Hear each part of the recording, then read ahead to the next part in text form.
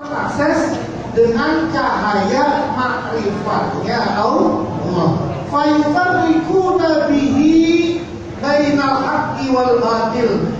Maka dengan cahaya itu para kekasihnya Allah itu dapat membedakan bainal haqqi wal batil, di antara yang hak dan yang batil. Kenapa? Karena cahayanya, karena dalam hatinya sudah ada cahaya terang benderang, cahayanya itu makrifat, yang dengan cahaya itu jelaslah mereka antara yang benar, yang hak dan yang batil. Bukan cuma bainal halal wal haram, bukan cuma sekedar halal dan haram saja, bukan.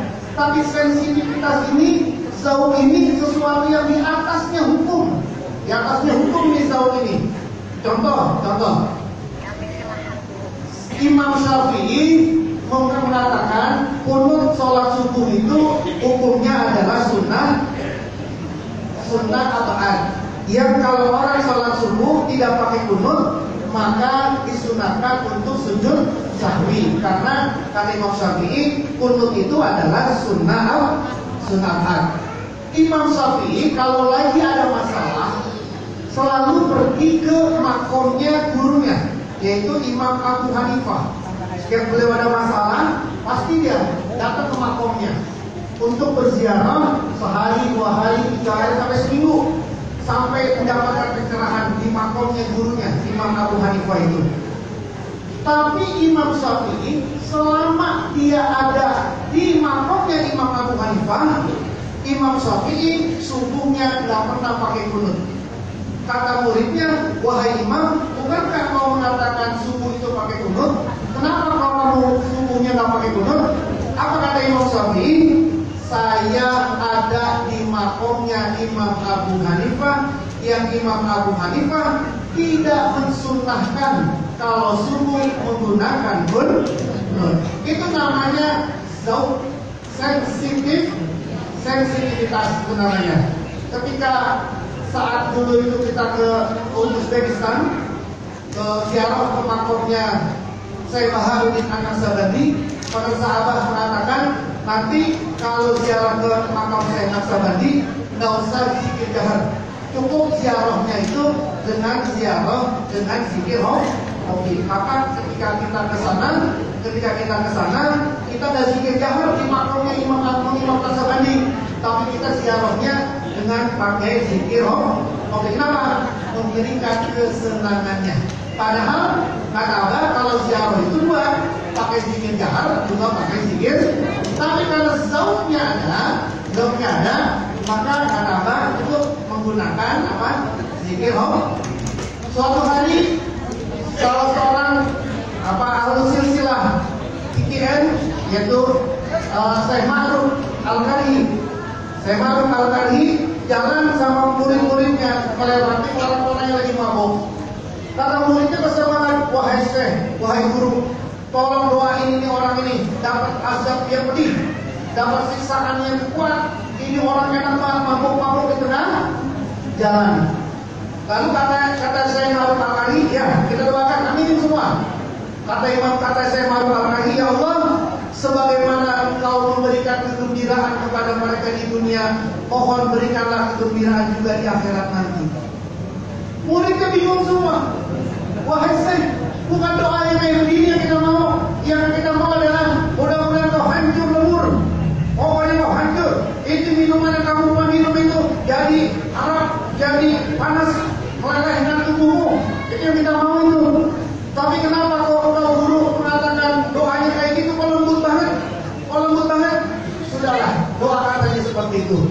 Tidak lama kemudian ketika mereka melihat Syekh Ma'ruf Al-Karhi lewat, langsung mereka membanting botol-botolnya, sujud di hadapannya, di hadapan Syekh Ma'ruf, minta tobat.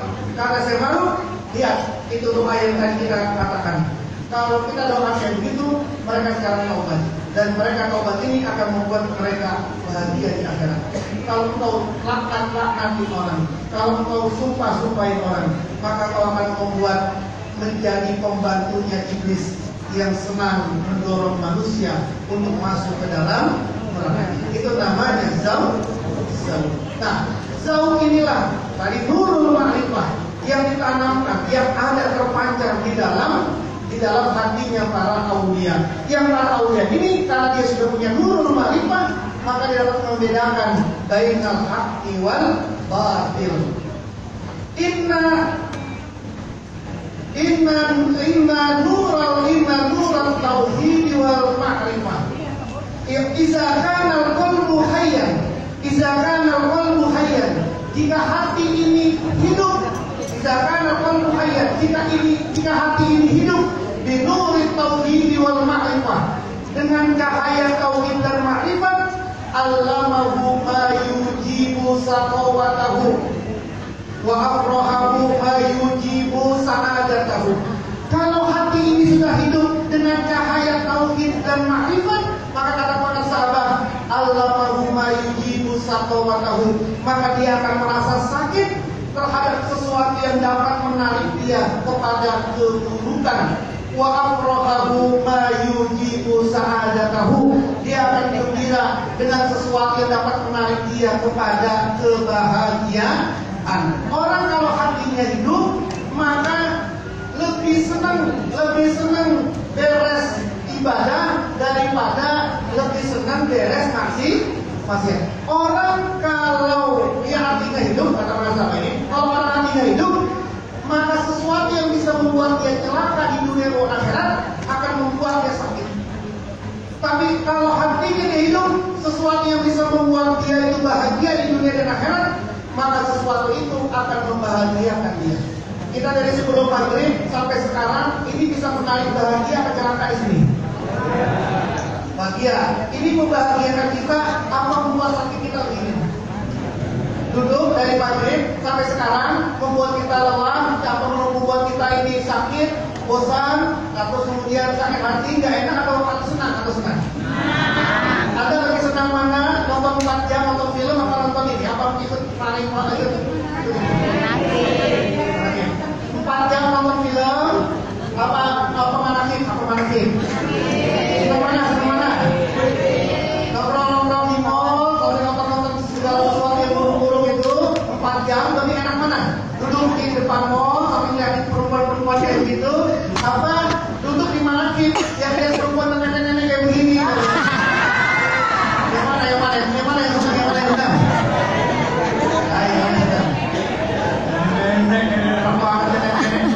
Nah, apapun yang membuat kita ini baik, apapun sesuatu yang membuat kita menjadi baik di dunia akhirat, maka itu membuat kita itu senang.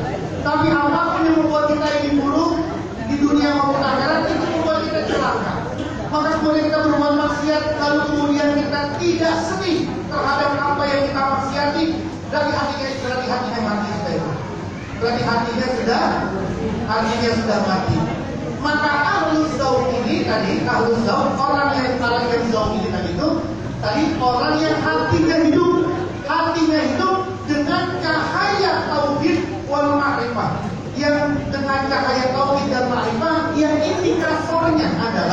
yang indikasinya adalah kalau sesuatu yang buruk di dunia akhirat dia lakukan, maka itu membuat dirinya menjadi sedih, menjadi perih. Tapi sesuatu yang itu membuat dia baik dunia dan akhiratnya, maka itu membuat dia menjadi bahagia. Nurut tauhid wal ma'rifah, cahaya tauhid dan ma'rifah, la yakunu illa bizarqin. Tidak ada kecuali dia berupa tanaman, bazruhuma fil qalbi, yang bijinya keduanya, biji tauhid dan biji ma'rifah, itu ada fil qalbi, di dalam liyakunal qalbu, agar hati itu hayyan bihi, dia bisa menjadi hidup dengan cahaya itu, hayatan abadiyatan ukhrawiyatan, dengan kehidupan hati yang hidup, yang abadi dan juga yang ukhrawi. Tapi wala yujadu basruhuma, tapi biji kedua ini tidak bisa ditemukan illa min ahlihi, kecuali dari ahli biji ini. Biji apa tadi itu? Biji ma'rifat dan biji tauhid. Fal wajibu, maka wajiblah alal insani, atas manusia, talabu hayatil qalbil ukhrawi, mencari kehidupan hati, mencari hidupnya hati, yang ukhrawi min ahli talqin, dari ahli talqin qabla fawatil waktu, sebelum hilangnya waktu. Maka wajib mencari ahli biji nih. Ahli biji apa? Biji tauhid dan biji. Kalau Anda pengen nanam biji durian, ya pakai biji durian ini. Kalau kemudian Anda minta biji durian bukan sama ahli durian, maka jangan harap tumbuhan durian menjadi durian. Karena Anda meminta menanamnya, ditanamnya bukan oleh ahli durian. Ngerti? Durian aja kalau ditanam sama bukan ahlinya, maka dia akan hilang, akan buruk, akan tidak maksimal. Maka begitu pun juga kata pemirsa, carilah biji dua tadi itu, biji tauhid dan biji ma'rifat yang nanti akan tertanam di dalam hati min ahli talqin qabla fawatil waqti. Carilah dari ahli bijinya itu. Siapa? Guru mursyid. Maka kemudian siapapun yang sudah menemukan itu dan sudah tertanam, maka itulah kebahagiaan.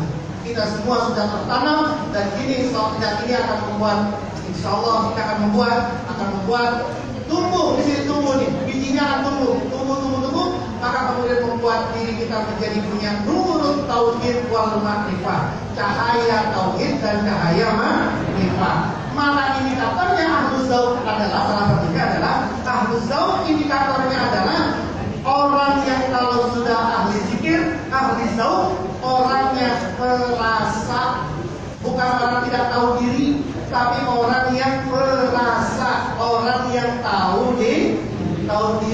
Itu namanya orang yang ahlus dzauq, orang yang ahlus dzauq. Orang yang ahlus dzauq juga orang yang gak baperan, disenggol dikit udah main bacok aja, disenggol dikit udah melimpah saja.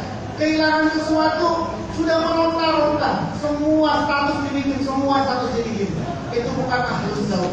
Kita diantarkan oleh para Aus menjadi orang yang ahlus dzauq, orang yang ahli rasa, yang kata Allah la yazukuna fihal mauta illal mautatal ula wa waqahum azabal jahim. Orang yang ahlus dzauq, orang yang tidak merasakan kematian kecuali kematian yang pertama, dan dia akan dijaga oleh Allah azabal jahim, dari azabnya neraka jahanam. Dan kita semua sudah tertanam itu, alhamdulillah. Wallahul muwaffiq ila aqwamit thoriq. Assalamualaikum warahmatullahi wabarakatuh.